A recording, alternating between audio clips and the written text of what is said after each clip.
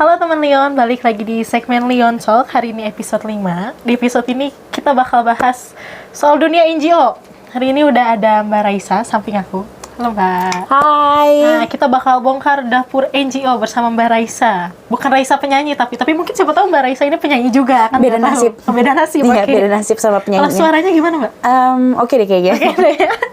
Oke, kita bakal bahas soal dunia NGO bersama Mbak Raisa. Gimana kabarnya Mbak? Alhamdulillah baik, walaupun lagi puasa dan udah jam-jam kritis ya. Betul. Gimana Lili kabarnya? Lelah, tapi gak apa-apa. Gak apa-apa. EZ, easy. Ya. Oke. Namanya juga kerja ya Mbak ya. Nah Mbak sendiri lagi sibuk apa nih?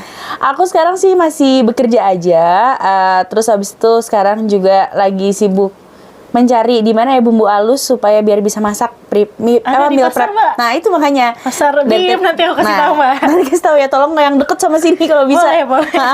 Supaya sejalur kan pulangnya kan gitu. Oke.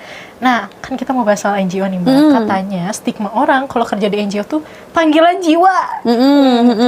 Aku di NGO kan panggilan jiwa aja, aku merasa terpanggil, ini tuh passion aku. Nah, menurut Mbak sendiri gitu nggak sih Mbak? Atau gimana nih? Menurutku ya. Oke, kenapa iyanya?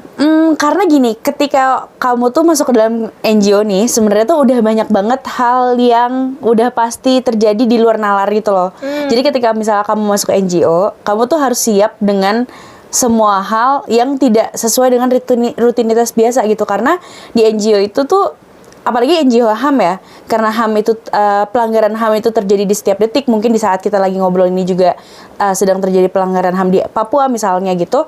Nah itu jadi kamu tuh harus standby. Jadi kamu benar-benar nggak bisa yang namanya entar-entaran gitu loh. Kalau di NGO terutama HAM ya, itu tuh ya kayak kamu nggak bisa entar-entaran, kamu nggak bisa semalas-malasan itu gitu. Karena memang sebenarnya itu kerja passion sih. Itu tuh sebenarnya kalau misal aku bisa bilang, banyak orang juga yang bekerja di NGO HAM karena severe kompleks juga gitu loh. Karena memang butuh sesuatu yang untuk diselamatkan, merasa bahwa ini adalah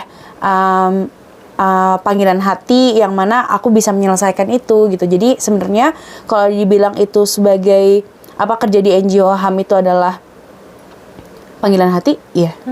Kayak gitu. Tapi kan ada juga nih stigma yang katanya di NGO tuh bukan kerja profesional, ya cuma panggilan hati tadi, cuma ya kerjanya gitu-gitu aja. Nah, menurut Mbak gimana tuh soal stigma itu? Menurutku tergantung Profesional nggak nih. sih di NGO tuh? Tergantung nih, sebenarnya kan gini ya, banyak yang pada akhirnya gini. Nah, ini nih yang menarik menurutku ya. NGO itu dibilang kalau misalnya panggilan hati, sehingga anak-anaknya atau misalnya karyawannya atau pekerjanya itu tidak diberikan hak yang sesuai dengan undang-undang ketenagakerjaan. Nah, itu kan sebenarnya adalah modus operandi para direktur NGO nakal ya sebenarnya ya menurutku. Yang mana seharusnya nggak boleh kayak gitu. Karena mau gimana pun juga teman-teman NGO itu tuh dilindungi undang-undang ketenagakerjaan juga, karena mereka itu kan bagian dari perkumpulan ataupun yayasan, gitu kan. Makanya kenapa sebenarnya kalau misalnya dibilang hak-haknya harusnya dipenuhi dan tidak boleh dengan dalih katanya kan kamu kan bekerja dengan hati, ini kan adalah panggilan jiwa, jadi kamu harus rela. Nggak boleh kayak gitu juga gitu sebenarnya. Jadi sebenarnya kalau misalnya mau dibilang pekerjaan menjadi pekerja NGO adalah sebuah pekerjaan yang memang panggilan dari hati, tapi tetap hak-haknya harus dipenuhi, kayak gitu sih sebenarnya. Nah, Mbak sendiri udah berapa lama kerja di NGO Mbak? Kalau yang resmi berkontrak ya, itu 10 tahun. 10 tahun. Nah, selama 10 tahun ini nih, banyak pengorbanan nggak sih di NGO tuh Mbak? Define pengorbanan. Oke, define. Gimana define? Mungkin pengorbanan soal waktu dulu deh. Kalau soal waktu sih banyak ya pastinya ya. Kayak contohnya kayak bayangin waktu itu aku pernah dinas selama sebulan itu full di luar kota, kerja 24 jam berarti, terus abis itu tidak menghadiri ulang tahun papa kayak gitu. Itu kan sebenarnya kan waktu dengan keluarga kan terbuang ya kayak gitu. Terus misalnya ada juga pernah masa-masa di mana berada di Jakarta, karena aku dari Jakarta kan, itu tuh hanya kalau di total selama setahun tuh hanya 3 bulan berada di Jakarta, sisanya tuh benar-benar keluar semua kayak gitu-gitu. Karena tuh memang kebetulan juga waktu itu aku bekerjanya menjadi pekerja yang memang harus mencari orang di luar kota gitu loh. Gitu, karena kan waktu itu aku mencari orang hilang dari Timor Leste. Jadi orang Timor Leste yang diculik sama militer Indonesia pada saat masa invasinya Indonesia ke Timor Leste. Nah itu yang harus ku cari orang-orang itu, dan mereka berada di luar Jakarta gitu.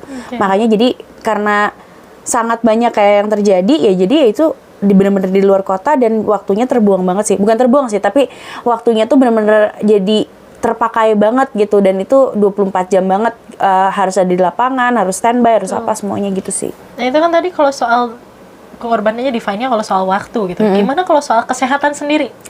Kalau soal kesehatan, aku bisa bilang secara fisik ya, secara fisik dulu nih. Secara fisik tuh sebenarnya selama ini aku berada di 3 NGO yang berbeda, itu tuh tiga-tiganya sangat aware gitu loh dengan kesehatan ya, apalagi misalnya katakanlah kesehatan fisik lagi-lagi, soal kayak vitamin, terus buah-buahan, bahan makanan bergizi itu sering banget yang namanya kayak ayo kita makan bareng-bareng, atau misalnya vitamin tuh memang disediakan secara khusus berada di di pantry gitu loh, jadi nanti kita tinggal makan dan lain-lainnya gitu. Jadi kalau soal kesehatan fisik itu sangat-sangat dijaga. Terus juga misalnya keamanan fisik gitu ya, karena kayak misalnya pergi keluar-keluar gitu-gitu segala macam itu juga dijaga.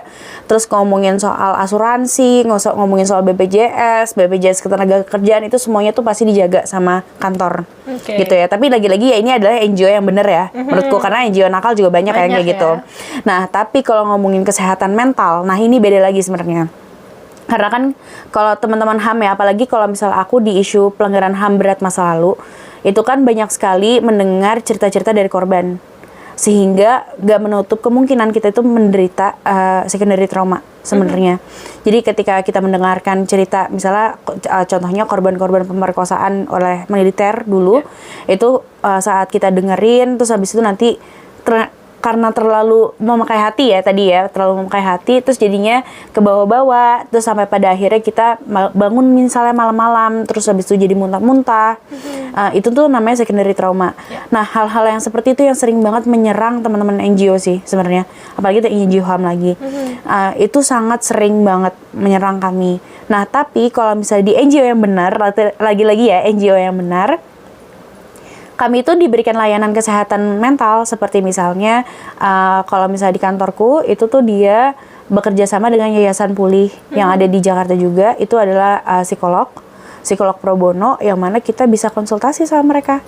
Gitu. Jadi bentuknya seperti itu gitu tuh. Atau misalnya kalau misalnya di kantorku juga itu waktu itu kita ada namanya participatory action research. Nah, participatory action research ini metodenya bisa dipakai untuk trauma healing. Jadi bahkan nggak hanya dengan para korban, tapi dengan sesama pekerja NGO juga kita bisa melakukan participatory action research itu untuk trauma healing sih.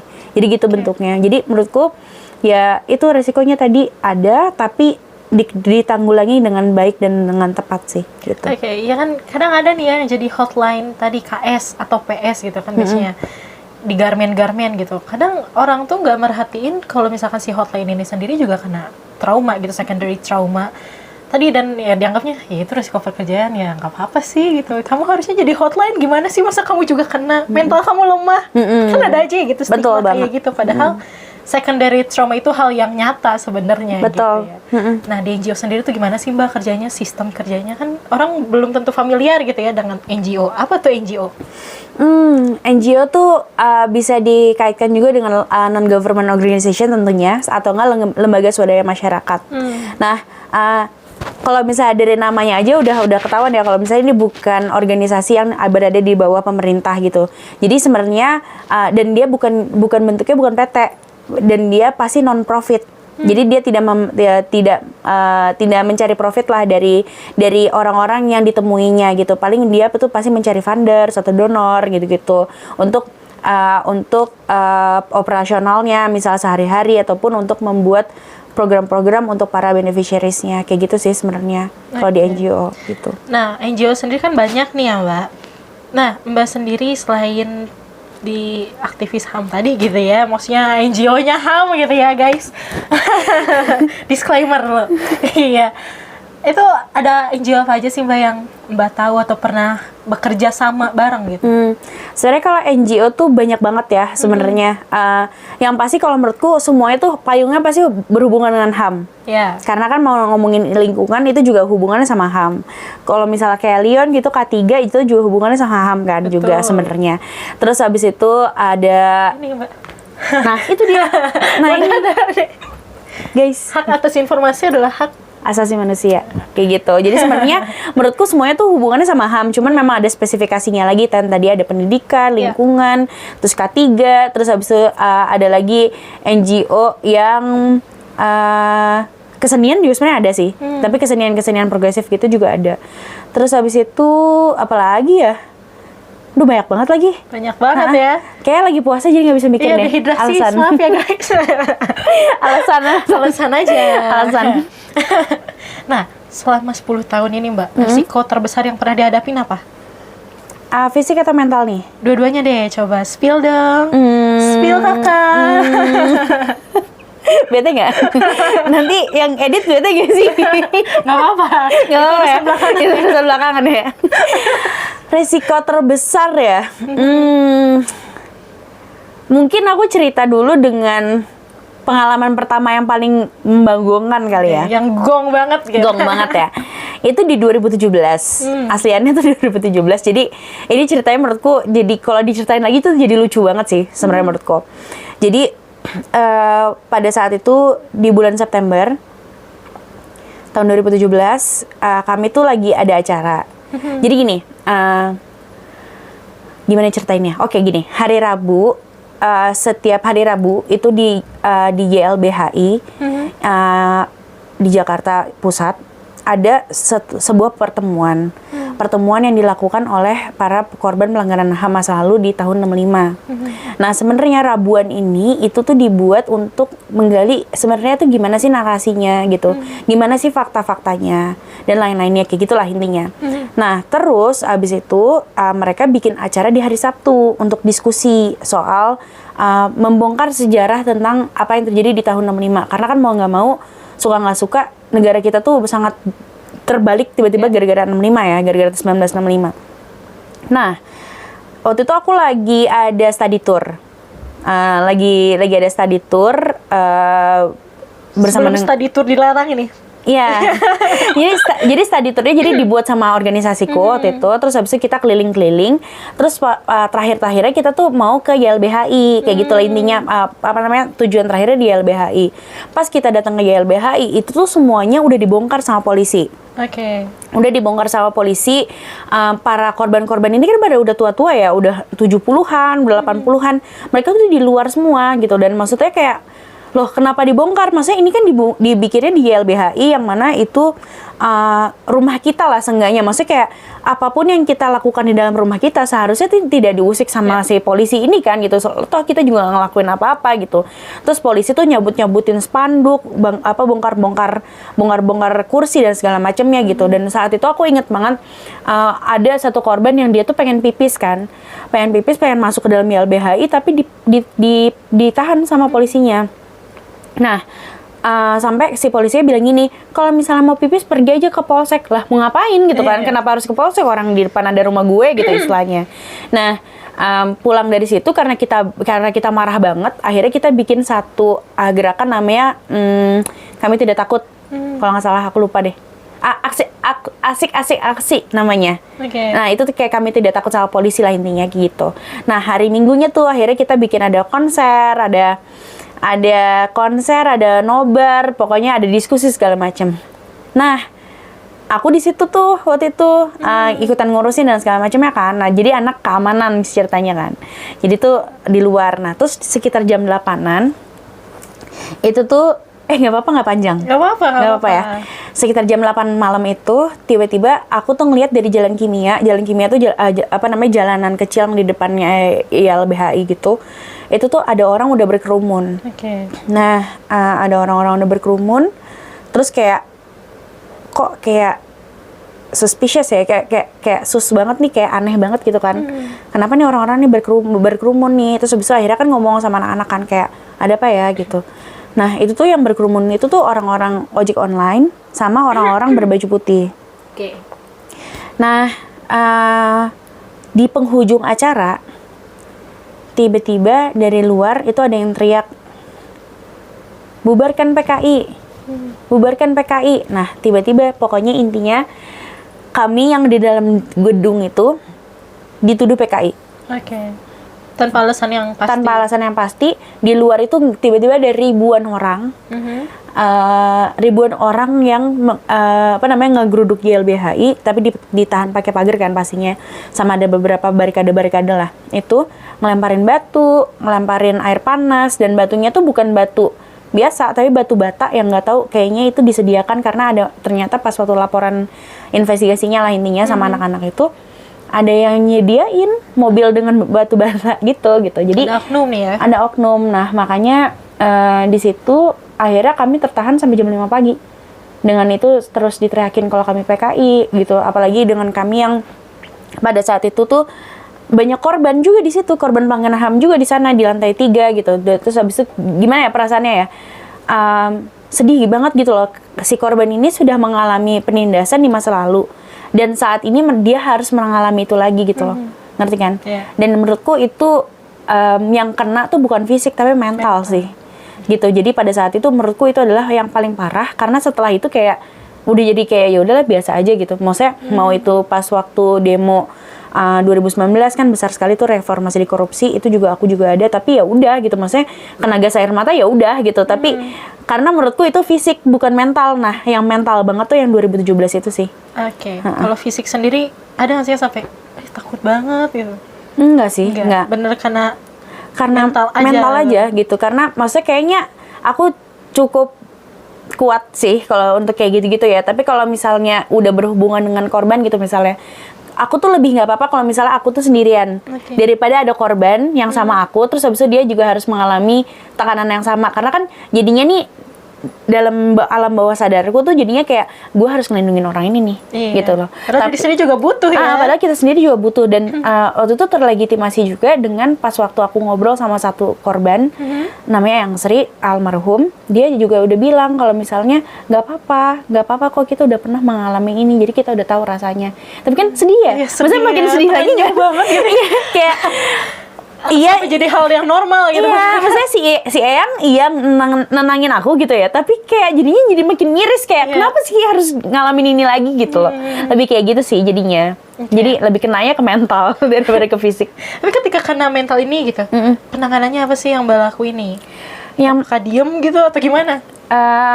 Kalau misalnya penanganan diri sendiri atau diri sendiri ya. Kalau misalnya kalau dalam keadaan seperti itu tuh aku biasanya nggak berpikir. Jadi kayak aku akan melakukan apapun yang aku bisa lakukan. Jadi kayak survival mode gitu loh, tiba-tiba badannya. Setelah itu gimana? Kan setelahnya. Iya, setelah udah survival mode nih, setelah udah kayak selesai nih acaranya, atau misalnya udah selesai nih demo-demoannya atau apa segala macam. Nah, itu baru kayak kayak apa ya tadi ya gitu, lebih bengong sih jatuhnya. Tapi kayak maksudnya karena aku cukup settle dengan diriku sendiri menurutku ya, jadi kayak bagaimana cara untuk mengobati diri sendiri ya nonton Netflix misalnya, atau melukis. Kalau aku kan suka watercoloring atau misalnya juga pakai akrilik gitu melukis. Jadi sebenarnya gini, boleh ya pesan-pesan buat anak NGO ya. Kan teman-teman nih suka menerima, tapi bagaimana cara mengeluarkannya? Kayak kita tuh scrolling TikTok, scrolling Twitter. Iya, itu tuh bener-bener kayak bikin otak kita jadi tolol banget kan sebenarnya kan. Brain rot banget gitu. Nah itu yang harus dikeluarin gitu. Nah makanya kenapa aku sih menyarankan semua orang untuk bisa merilis itu semua dengan cara apapun, mau itu nyanyi, mau itu melukis, mau itu menulis cerpen kayak apapun, pokoknya yang jelas bisa lah kayak gitu. Cari coping mechanism lah ya. Main game Mobile Legends misalnya, rank aku titik 53. Jadi kayak kalau ada yang mau mabar bisa sih. Boleh info di bawah. Ya, info di bawah ini ya. Nanti. Parsa Kota Bandung. Maaf, promosi dikit. Maaf. Nah, kalau di NGO sendiri ada nggak sih ngejar target gitu kerjaan? Ditarget nggak sih? ngejar target sih enggak ya. Enggak. Apalagi HAM ya, kalau ngomongin HAM ya, NGO yang emang tentang khususnya tentang korban pelanggaran HAM masa lalu. Karena kita itu bekerja bersama dengan korban itu manusia, mereka kan fluktuatif ya pastinya ya. Jadi kita nggak pernah yang namanya punya target jangka pendek yang harus selesai gitu, enggak. Kayak misalnya ada satu wilayah yang pernah aku kunjungi, itu tuh ternyata sudah dikunjungi sama kantorku udah dari 2015. Saat 2015 mereka tidak mau terbuka sama sekali. Gitu loh, karena mereka menganggap bahwa orang asing yang datang ke sini, maksudnya orang asing tuh orang selain desa itu ya. Orang asing yang datang ke sini mereka pasti cuman mau menghancurkan kita. Gitu, tapi pendekatan yang lama sampai akhirnya 5 tahun kemudian aku datang ke sana, mereka udah sangat terbuka sama kami nih, gitu, dengan menceritakan bagaimana kejadian masa lalu yang menghadapi kejadian masa lalu yang terjadi pada mereka gitu. Ini di Poso ya. Kalau kamu tahu ada tragedi Poso dulu. Nah, bagaimana yang terjadi di masa lalu, apa perannya mereka, terus habis itu apa saja yang terjadi, itu akhirnya kebuka, tapi jangka waktunya untuk mereka bisa terbuka itu 5 tahun gitu. Jadi kalau mau dibilang kejar target atau enggak, sebenarnya enggak pernah. Walaupun memang ketika kita ngajuin proposal misalnya ya kepada funders tuh kita ngasih tahu kalau misalnya berapa kali kunjungan dan lain-lain gitu. Tapi output dan outcome-nya itu kan ada beberapa hal yang tidak bisa kita kontrol ya, pastinya ya. Nah itu sih kita nggak pernah ngejar ke situ sih. Gitu. Nah NGO ini sebenarnya kerjanya apa sih Mbak? Kan nggak ngerti nih orang, dari tadi kita bahas HAM mulu, korban, pendampingan dan lain-lain. Sebenarnya NGO tuh kerjanya apa Mbak? Gimana nih? Aku bakalan ngambil dari satu contoh aja ya, satu contoh ya. Jadi kayak dulu aku itu adalah Program and Communication Officer di sebuah NGO. Nah NGO ini, jadi kalau misalnya di sisi programnya, ngejalanin programnya, aku itu adalah PIC untuk mencari anak-anak hilang, anak-anak yang diculik secara paksa sebenarnya dari Timor Leste ke Indonesia pada masa 1974 sampai 1999. Dan itu dilakukan sama militer Indonesia pada saat itu. Dan gak cuma militer sih, sebenarnya basically semua orang Indonesia yang mengambil anak aja pada saat itu kan. Nah, jadi tugasnya aku adalah mencari anak-anak itu. Bener-bener mencari anak-anak itu dari A sampai Z dilakukannya. Dari pertama mencari donornya, terus habis itu menyusun programnya, terus habis itu nyari anak-anaknya di seluruh Indonesia, terus habis itu kontak ke setelah nyari anak-anaknya terus bisa ketemu, kirim data ke Timor Leste untuk tim yang di Timor Leste mencari keluarganya.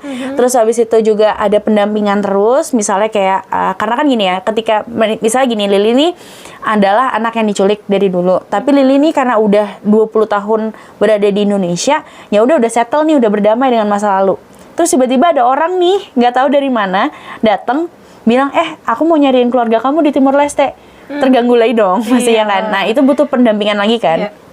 Nah, jadi pendampingan lagi sampai pada akhirnya kalau keluarganya di Timor Leste ketemu, akhirnya kami menyusun bagaimana caranya untuk dia bisa pulang ke Timor Leste selama beberapa hari, kayak gitu. Terus nanti foto-foto dan lain-lainnya dibikin bentuknya kampanye gitu. Kampanyenya mau itu online ataupun offline. Terus habis itu juga ada pelaporan donor lagi, terus habis itu mengulang lagi kayak gitu. Belum lagi nanti ada audiensi, ada ada bagian dari advokasinya juga kan gitu-gitu. Jadi sebenarnya kerja di NGO tuh palu gada sih.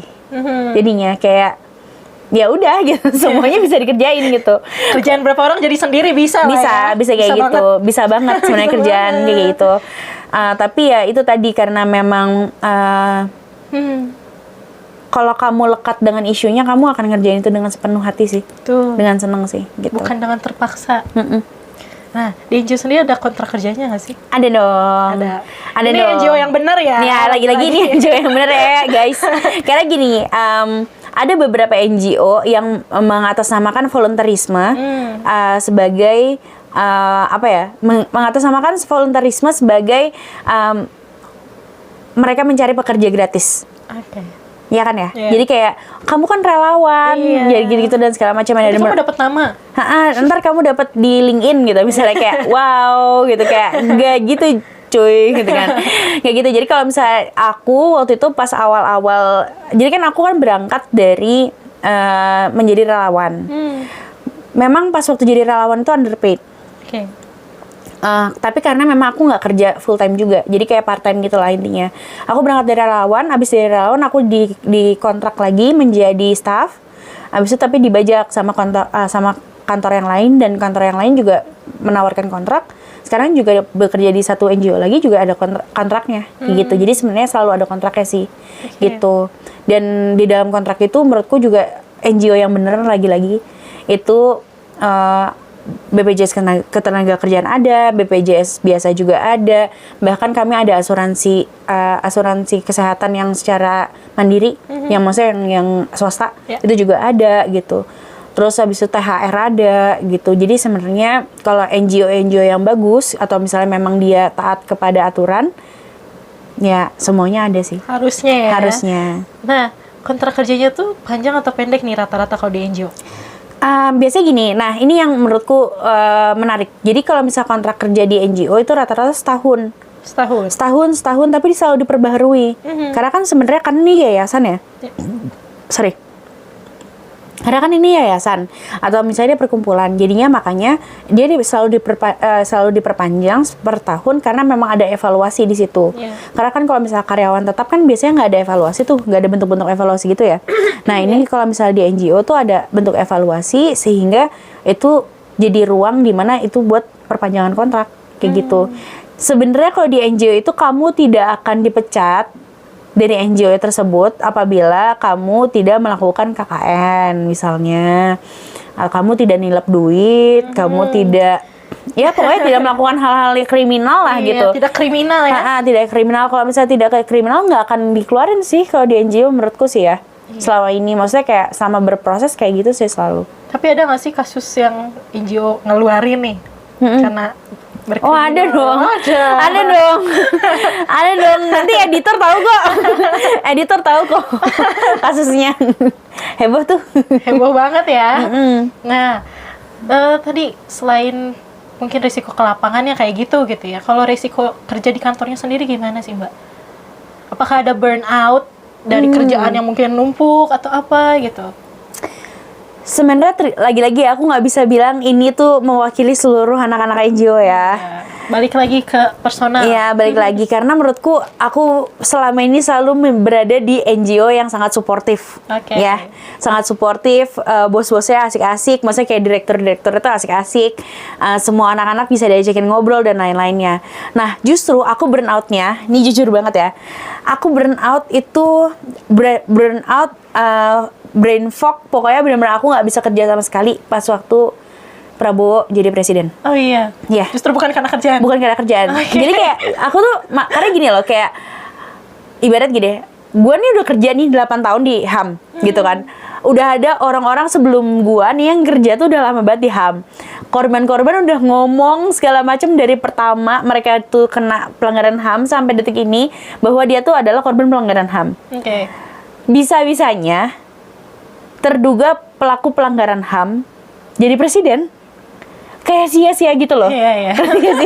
Kayak sia-sia gitu, kayak percuma gitu loh. Kayak gila selama ini berarti semuanya tuh gak ada yang denger suara kita gitu loh. Berarti apakah selama ini kita cuma di bubble-bubble kita aja gitu loh. Nah itu yang bikin stres. Gimana tuh cara nanggulanginnya ketika stres jadi presiden gitu? Jujur keluar dari NGO. Oh iya, kemarin sampai aku keluar. Sampai aku ada 6 bulan ini career break. Oh iya. Karena stres banget. Karena maksudnya itu tadi kayak apalagi kalau aku isu yang aku isu yang sangat lekat denganku kan yang tadi ya Timor Leste ya. Yang mana Prabowo tuh di Timor Leste tuh sangat aktif pada saat itu, dan maksudnya ada beberapa tragedi-tragedi juga yang melibatkan dia gitu di dalam isu Timor Leste tersebut kan.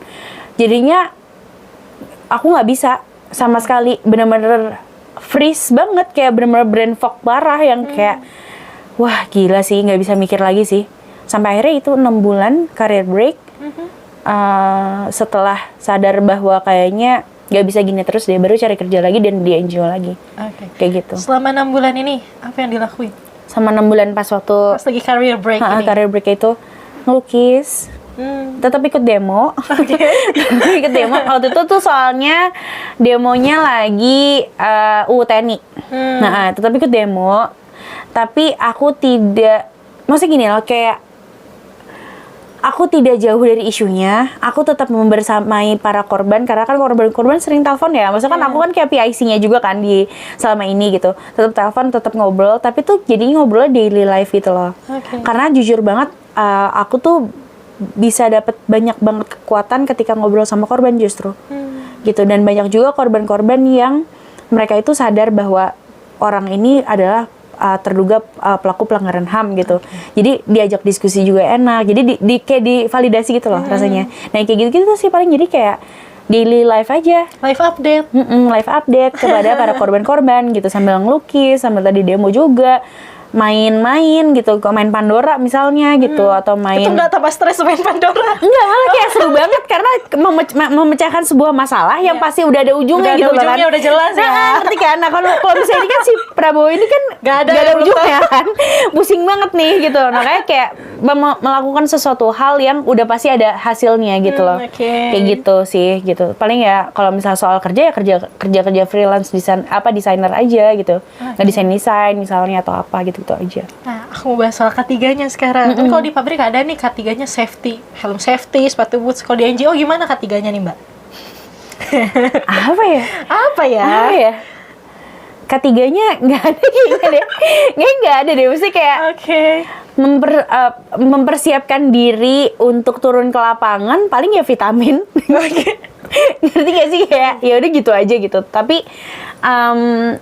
pada akhirnya K3-nya itu hadirnya dari diri sendiri sih. Dari diri sendiri. Nah, dari diri sendiri, tidak ada yang benar-benar apa yang harus kita persiapkan gitu. Misalnya secara dari kantornya ya, atau misalnya apa ada di kantor apa enggak gitu, nggak ada. Nggak ada juga. Apa ya, nggak ada sih gitu. Kayak misalkan kalau Mbak nih turun ke lapangan, apa dijamin gak gitu kalau misalkan kena kekerasan seksual atau pelecehan seksual atau hal lainnya gitu? Itu ada penanggulangannya nggak sih dari kantor sendiri? Ada.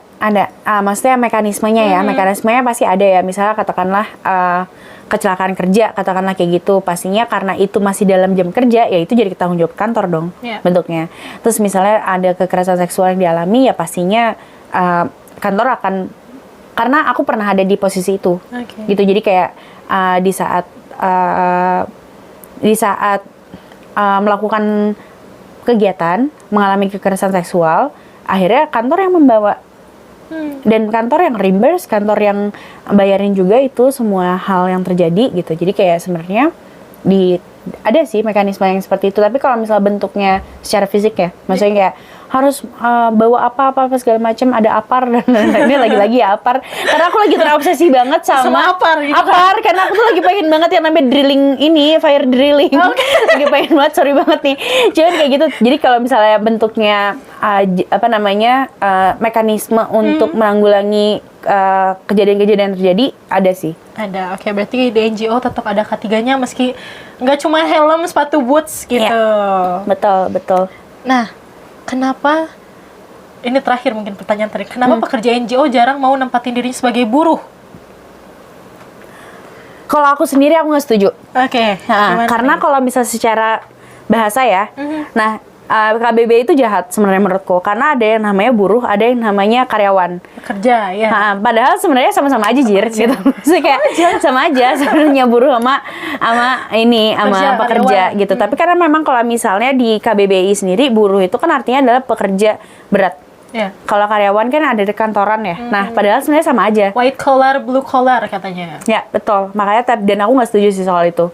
Kayak kalau misalnya ada pekerja NGO yang ngomong kayak gitu, mendingan kalian gak usah kerja di NGO. Kayak gitu. Quotes of the day. Iya. Oke. Gitu. Ini penutup mungkin. Bukan penutup dari obrolan kita, tapi dari akhir video ini. Satu kata atau satu kalimat buat anak-anak NGO atau buat yang nonton video ini, siapapun itu. Quotes of the day-nya dong, Mbak. Apa ya? Aduh, mau ngelawak nih jadinya. Jangan di apa ya? Aku cuman pengen Buka puasa. bukan, jangan dong. Jangan lupa dengerin lagu Bunga dan Tembok dari Fajar Merah. Dah, itu aja. Oke, terima kasih Mbak Raisa yang udah spill pekerjaan di lapangan gimana, di kantornya gimana, dan K3 juga Apar yang terus-terus di-mention. Iya, ayo kita fire drilling, guys. Nanti di sini aku bakal spill ke Mbak Raisa soal beli bumbu, Mbak. Oke, beli bumbu, please. Terima kasih teman-teman sudah menonton episode kali ini. Semoga kita bisa bertemu di segmen berikutnya. Saya Lili Aulia pamit undur diri. Peace out. Dadah.